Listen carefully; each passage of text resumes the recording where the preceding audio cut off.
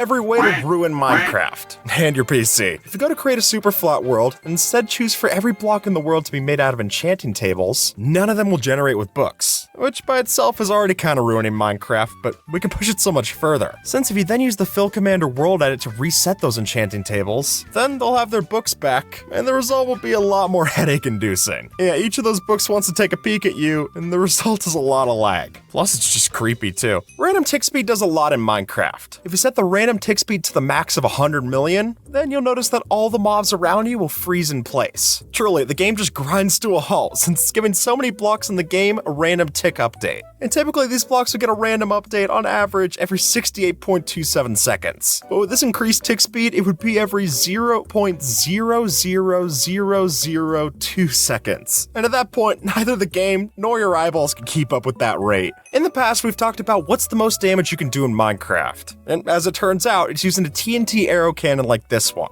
But the truth is, folks, we lied to you. That's not the deadliest thing you can do in Minecraft. I know, I was shocked too. But the reality is that if you set up a command block that's always active, running the command, like you'll see on screen in the description below, this means that whenever you shoot an arrow, it'll become the deadliest version an arrow could possibly be. And at that point, forget about critical hits. You're gonna one-shot everything in the game. Just don't one-shot yourself, since if you shoot an arrow up and hit yourself, in certain versions of the game, that can cause it to completely crash. After all, Steve only has 10 hearts, and with how much damage this does, it might as well just delete the word heart from the dictionary entirely. It's that bad.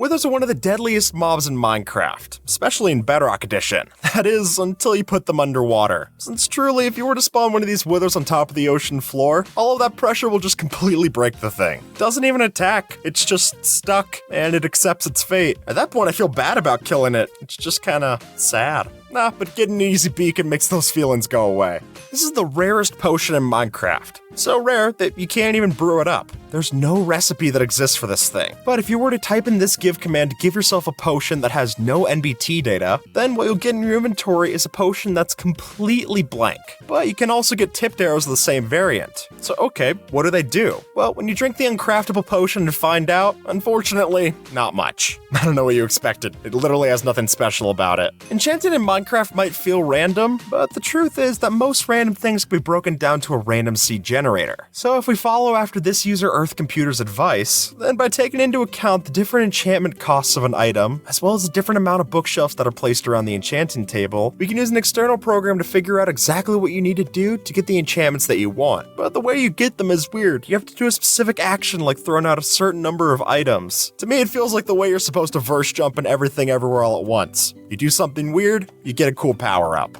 It's no different here. Minecraft's FOV can go as low as FOV 30 and as high as Quake Pro, but that's not actually true, since if you were to go into the game's option text file and then tweak these values even more, and the closer that you set these FOV values down to 180 degrees, the weirder your camera gets, until eventually it's unplayable. And speaking as someone who already thought the game was unplayable in FOV 30, that's saying something. Here's how we can use just one boat and completely ruin your server. Since in certain versions of the game, it was possible that if you placed down a boat on a server and then continuously got in and out of it using the sneak key and the right click button, then eventually we could essentially trick the server into thinking that we're still in the boat while our body goes off and astral projects somewhere else. Meaning we could do crazy things like place these ghost blocks and appear like we're levitating to your friends. Or jump off of high cliffs and take no fall damage whatsoever. And then, the best part, if you wanted to instantly teleport back, all you had to do is just press the sneak key and you'd be right there. Here's how to hold more than 64 items in a stack. Since as Wi-Fi shows off, if you were to shift click a bottle inside of a brewing stand, then it's possible to stack more than one bottle per slot. And then when you go to pick up the stack of bottles from each slot in a row, they'll continue to stack in your hands, giving you a stack that's larger than 64 items in size. And in theory, you could use this to stack up to 2.147 billion items in one hand. So that's the maximum size of the integer value. Though when you go through and make this, don't just place it in your inventory, since all that'll do is just offload one stack of 64. But if instead you go ahead and drop it, then all of those items will exist on the floor, and probably be a mess to clean up too. Never place your bed under the end portal. I know that sounds like a weird place to put it, and you definitely don't want to place it in the end where it would explode, but what's so special about the end portal? Well, by simply having your bed underneath here and then setting your spawn point to it, then you're making sure that every time that you respawn, you're going to be soft locked to only respawn in the end. And that's because of the way the game places you next to the bed when you've set your respawn point to it. And unfortunately for you, even killing the dragon wouldn't fix this, since all you would succeed in doing then is going through the return gateway portal, only for the game to think that it should put you back at your spawn point, thus being the bed, and now you're back to square one, but with less dragons, so now you got one less friend in your infinite nightmare. Now, what you see might look like a lot of beehives, but the truth is that it's actually even more bees. Since through the help of commands, we were able to spawn all of these beehives, each of them with 3 bees inside. And as soon as daytime rolls around, you're gonna see all those bees come out to play.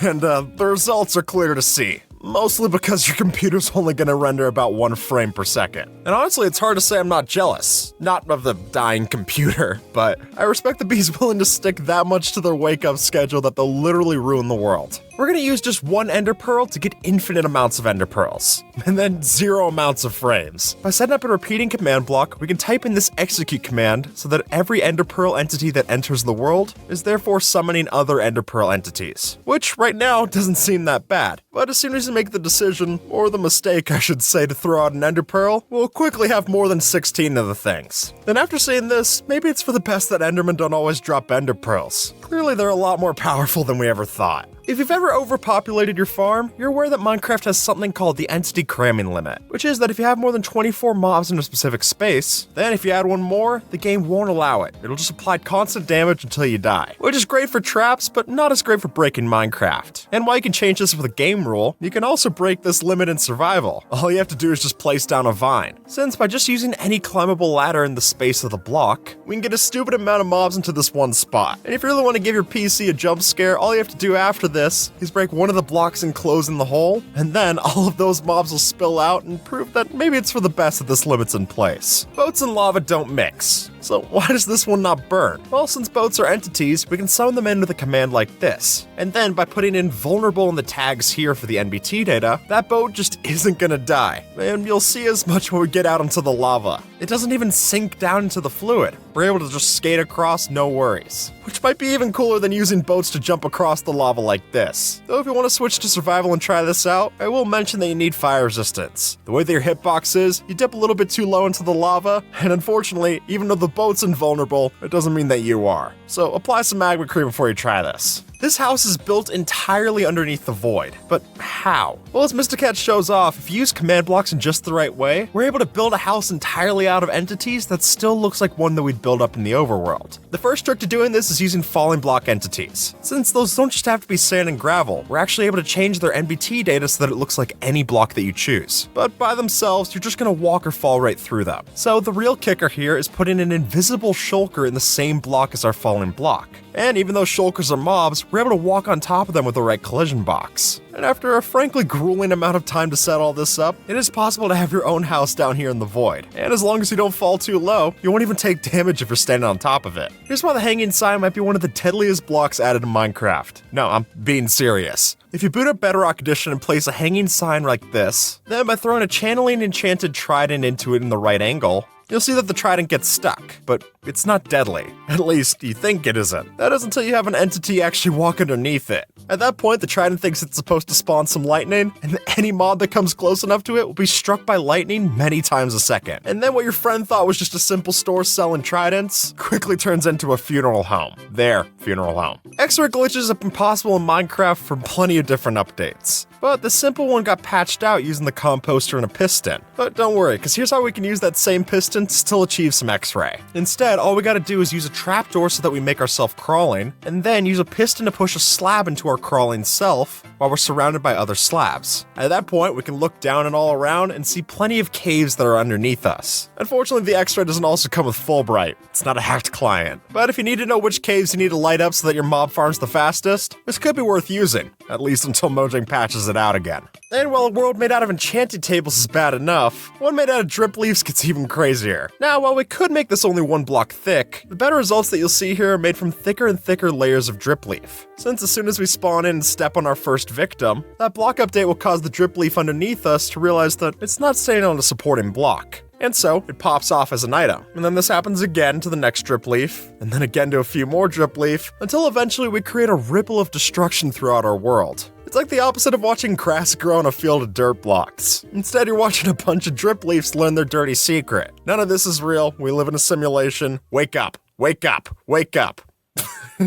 And after we've broken the entity cramming limit, we can use that for some more fun with a couple of skeletons. And if you thought all the entities that were just stuck inside of that one block space was bad enough with the skeletons, then the fact that each of them's created an entity of their own when they shoot off an arrow, it's gonna quickly get noticeable how bad the frames are dropping. And now every time that they're shooting you, they're essentially doubling the amount of entities. So good luck to your computer. If you're able to fill up a shulker box full to the brim of netherite, you're probably feeling pretty good about yourself. And if you're able to fill up a double chest full of shulker boxes just like that, then come on, you're on top of the world. Until, of course, you break that chest and it's over lava. Because at that point, even if our netherite doesn't burn, the shulker boxes sure do. And since each of these double chests is able to hold 93,312 items, that means that with the way that Minecraft creates item entities, that's 1,458 stacks of items that you gotta worry about in your world. Which I know it's all netherite and that should be a good thing, but when your computer's about to put you back in the Stone Age, you won't be too thankful for your luck with ancient debris. It's really just gonna be a hot mess. So far, nothing seems wrong about this world. Maybe a little boring, but nothing hold against it. But yeah, don't look up. Since with the help of commands, we're able to set up a sheet of anvils that's gonna drop down at us at any second. And while they're falling down to the ground, those anvils count as entities, which for one is gonna give you a lot of lag. And then that'll get even worse as soon as those anvils start to hit other mobs underneath them. All of a sudden, you not only got a lot of anvil entities, but you've also got a lot of item drop entities being caused by the mobs getting killed. Oh, not to mention the sound too. You might want to unplug your headphones before you try this in your world. Or really, just unplug your whole PC. It'll have the same effect as this does. Finding an end city's tough, but this will make you feel lucky if you never see one again. Since by using the /place command to place down an end city structure, well, sure enough, get an end city. But we don't have to just type in that command once. And we don't even have to be the one to type in the command. And at that point, if you have a command block doing this over and over again, each of these random end city structures is gonna overlap with itself. And at that point, the results get pretty ridiculous. It almost looks like the moon base that Mojang had us build in the last April Fools. I wonder if that's where they got the inspiration for it. But all of those are simple ways to ruin Minecraft. So if you really want to completely destroy the fabric of what holds Minecraft together, you can always download the No Cubes mod, which is a mod that completely changes how voxels look in Minecraft, which is a fancy way of saying it looks so much more cursed. And at this point, I'd prefer my game crashing over having to look at this. And with that, folks, YouTube thinks that you might like this video, so see you